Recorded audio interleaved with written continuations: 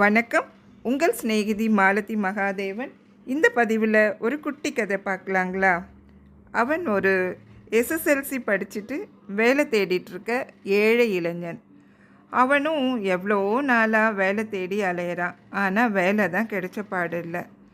மனசு ரொம்பவே வலிக்க தன்னோட வீட்டில் இருக்கிறதுக்கே அவனுடைய தன்மானம் இடம் கொடுக்கல. தன்னோட வீட்டில் இருக்கிறவங்களோட சுமூகமாக அவனால் பழக முடியல.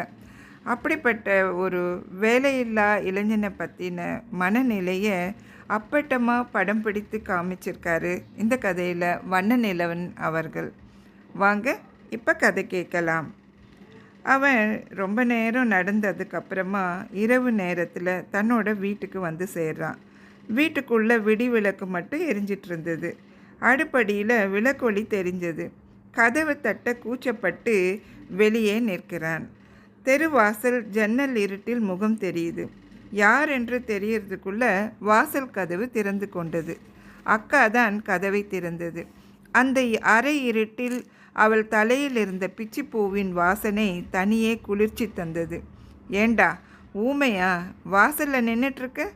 கதவை தட்டினா என்னடா, இவ்வளவு நேரமாச்சே, வெளியே வந்து பார்த்துட்டு படுப்போமேன்னு வாசலுக்கு வந்தேன். எவ்வளவு நேரமாக இப்படி நிற்கிற? ஏண்டா இப்படி ஆயிட்ட? கதவை தட்டினா தானே யாரும் திறப்பாங்க. நல்ல பிள்ளடா நீ. சரி வா. திண்ணைக்கு அடியில் குனிந்து மெதுவாக சத்தம் கேட்காமல் அருந்து போன தன்னுடைய செருப்பை கீழே வைத்தான். அக்கா கதவை தாழ்பால் போட்ட சத்தத்தில் விழித்து கொண்ட அப்பா தலையை தூக்கி பார்த்தார். யாரு? சங்கரனா? எங்கடா இவ்வளவு நேரமாக சுற்றிட்டு வர? காலத்தில் வந்து கடனை பற்றிட்டு படுத்தா என்ன? பொட்ட புள்ள எம்புட்டு நேரத்துக்குடா முழிச்சிட்டு இருப்பா? சுவரோடு சுவராய் ஒதுங்கி நின்றவனை பார்த்து நீ வாடா என கூறியே உள்ளே போனாள் அக்கா. அடுப்படியை கழுவி விட்டிருக்க வேண்டும். இளம் பச்சை வர்ணத்தில் பளபளவென்றிருந்த சில இடங்களில் ஈரம் காய்ந்து போயிருந்தது. ஒரு சாக்கு துண்டை விரித்து சங்கரனை உட்கார சொன்னாள். எனக்கு சாப்பாடு வேண்டாம் என்று நிலைப்படி அருகே வந்து சொல்லிவிட்டு திரும்பி போக முயன்றான் அவன். வேகமாக வந்து அவன் கையை பிடித்திழுத்து நிறுத்தினாள். அவனது முகத்தையே கொஞ்ச நேரத்துக்கு பார்த்தாள். அவன் தலையை தொங்க போட்டு கொண்டான். எதுக்குடா வேண்டாங்கிற? வா வந்து சாப்பிட்டுட்டு படு. பெரிய இவன் மாதிரி இழுக்காத குறையாக இழுத்து வந்து தோலை பிடித்து அமுக்கி சாக்கின் மீது உட்கார பண்ணினாள். தயாராய் பிசைந்து வைத்திருந்த சாப்பாட்டு தட்டை அவன் முன் வைத்துவிட்டு சிறிய மரப்பலகையை போட்டுக்கொண்டு எதிரே உட்கார்ந்து கொண்டாள். அவன் சாப்பிடவில்லை. அப்படியே முறைத்து பார்த்து கொண்டிருந்தான். என்னடா பார்த்துட்டே இருக்க? சாப்பிடு. மத்தியானம் சாப்பிட்டது தானே, சாயந்தரம் காப்பி கூட குடிச்சிருக்க மாட்டியே, சாப்பிடு. அவளுடைய அழுத்தமான பிரியத்தை அவனால் தாங்கிக் கொள்ள முடியவில்லை. பொங்கி வந்த அழுகை தொண்டைக்குழியில் மரக்கட்டை மாதிரி தடுக்கி கொண்டு நின்றது. பலகையை இழுத்து பக்கத்தில் போட்டு உட்கார்ந்து கொண்டாள். கையை காட்டு. சோற்றை உருட்டி கையில் போட்டாள். உனக்கு மட்டுமாடா வேலை இல்லாமல்? ஊரில் இருக்க எவ்வளவு பிள்ளைகளுக்கு வேலை இல்லாமல் இருக்குது. உன்னை மாதிரி படிச்சுட்டு வீட்டில் இருக்குது. வீட்டுக்கு வீடு வாசப்படி தான். எனக்கும் தான் வயசும் பொழுதும் ஏறிட்டே போகுது. நான் யார்கிட்ட போய் அழட்டும்? கையை நல்லா விரி. சோறு கீழே சிந்திர போகுது. யார் வீட்டுக்கும் வர்ற மாதிரி தயங்கி வார, யார் வீட்லேயோ சாப்பிட்ற மாதிரி கூச்சப்படுற. வாயில் போடு. இன்னும் கொஞ்சம் சோறு கேட்டு வாங்கி சாப்பிட்டான். அக்கனை கை கழுவ தண்ணீர் ஊற்றினாள். பார்த்து போ, இதுதான் கால் மாடும் தலைமாடுமா படுத்து கிடக்கும். இதெல்லாம் எடுத்து வச்சுட்டு வாரேன், போய் படுத்துக்கோ. வேட்டியில் கையை துடைத்தபடி அறைக்குள் போனவன் விளக்கை போட்டான். பெரிய தம்பி புரண்டு படுத்தான். ஊஞ்சல் சத்தமும் எழும்பி தேய்ந்தது. அந்த சத்தத்தை அவனுக்கு நினைவு தெரிந்த நாளிலிருந்து கேட்டு வருகிறான். அது அவனுக்கு ரொம்ப பிடித்தமான சத்தம். அந்த ஊஞ்சலில் தம்பி, அக்கா, அவன் எல்லாரும் லீவு நாட்களில் பஸ் விளையாடுவார்கள். அவன் எல்லோருக்கும் டிக்கெட் தருவான். கை நிறைய காலண்டர் தலை கிழித்து வைத்திருப்பான்.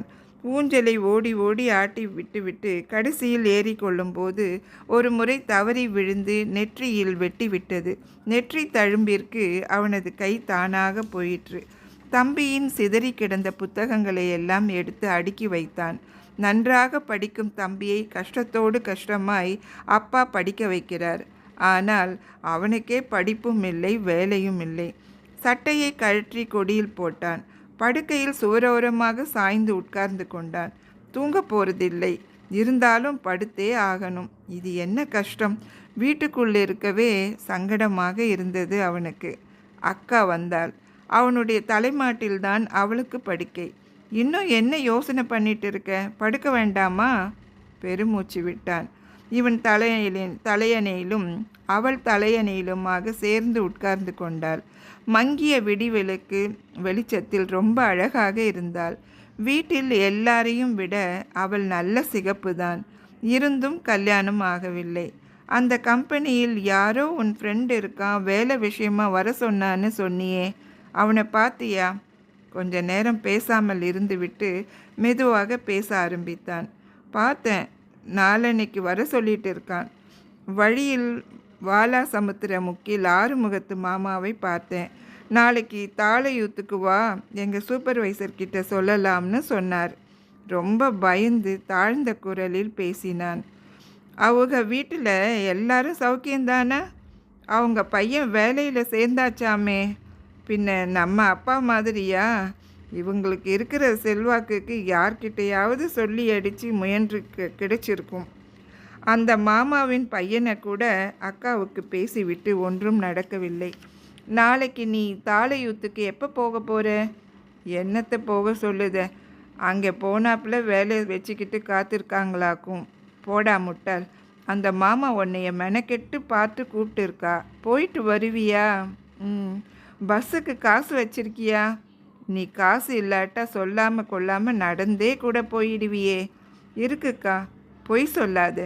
கொடியில் கிடந்த அவனுடைய சட்டையை உட்கார்ந்தபடியே கையை நீட்டி இழுத்தாள். ஒரு 5 பைசா கீழே விழுந்தது.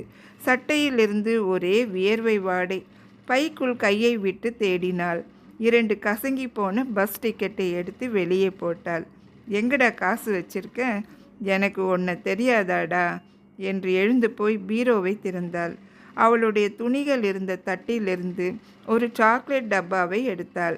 டப்பாவில் இருந்த சின்ன குங்கும சொப்பை எடுத்துக்கொண்டு வெளிச்சத்திற்கு வந்தாள். மடக்கி வைத்திருந்த 1 ரூபாய் நோட்டை பிரித்து அவனிடம் நீட்டினாள். எதுக்கு அக்கா? மெல்ல சொன்னான். அவளை அண்ணாந்து பார்த்து, சரிதாண்டா, ரொம்ப பிகு பண்ணிக்காதேடா என்று சொல்லிவிட்டு சிரித்தாள். மீண்டும் அருகில் வந்து அமர்ந்தவள் சட்டையை விரித்து கை மடிப்பை பிரித்தாள். அவனிடம் இருந்த ரூபாயை வாங்கி அந்த மடிப்புக்குள் சுற்றினாள். இன்னைக்கு தானே இந்த சட்டையை போட்ட, அதுக்குள்ளே ஒரே வேர்வையாக ஆக்கிட்டு வந்திருக்கியே. சோப்பு போட்டு குளிக்கிறது ஐயா விட்டாச்சு போல இருக்கு. அவளை நேருக்கு நேர் பார்த்தான். எல்லாம் நான் பார்த்துட்டு தான் இருக்கேன். இவ வீட்டில் கிடக்குவதானே, இவளுக்கு என்ன தெரியும்னு நினச்சிட்டு இருக்கியா? சோப்பு போட்டு குளிக்கிறத விட்டுட்ட. எல்லாரும் பேஸ்ட் எடுத்து பல்லு தேய்க்கிறாங்க. நீ 15 பைசாவுக்கு பல்பொடி வாங்கிட்டு தேய்க்க. அம்மாவுக்கு இதெல்லாம் கவனித்து பார்க்க தெரியாது. உனக்கு என்னடா வந்துச்சு? வேலை இல்லாமல் இருக்கிறதுக்காக இவ்வளவு ரோஷத்தோடு இருக்கணுமாடா? அக்காவை பாரு, வீட்டில் உட்காந்து 10 வருஷம் முடிய போகுது. எந்த சௌகரியத்தையாவது குறைச்சிருக்கேனா? ஆனாலும் நீ ரோஷக்கார பயடா. விசும்பலாக குறைந்தது குரல். சட்டென்று முகத்தை அவள் மடியில் குப்புற வைத்து கொண்டு படுத்தான். அவள் அவனுடைய விம்மி தாழும் முதுகை தடவி கொடுத்து கொண்டிருந்தாள். இந்த கதையை படிக்கும்போது அந்த இளைஞனோட மன கஷ்டத்தையும் ஒரு முதிர்கன்னியோட மன கஷ்டத்தையுமே தெரிஞ்சுக்க முடியுது இல்லைங்களா? இந்த கதை பற்றி நீங்கள் என்ன நினைக்கிறீங்க? உங்களுடைய கருத்தை காமெண்ட் பாக்ஸில் சொல்லுங்கள். நீங்கள் இது வரைக்கும் நம்ம சேனலை சப்ஸ்கிரைப் பண்ணலைன்னா சப்ஸ்கிரைப் பண்ணுங்கள், ஷேர் பண்ணுங்கள். நம்ம அடுத்த கதையோட அடுத்த பதிவில் சந்திக்கலாம். நன்றி.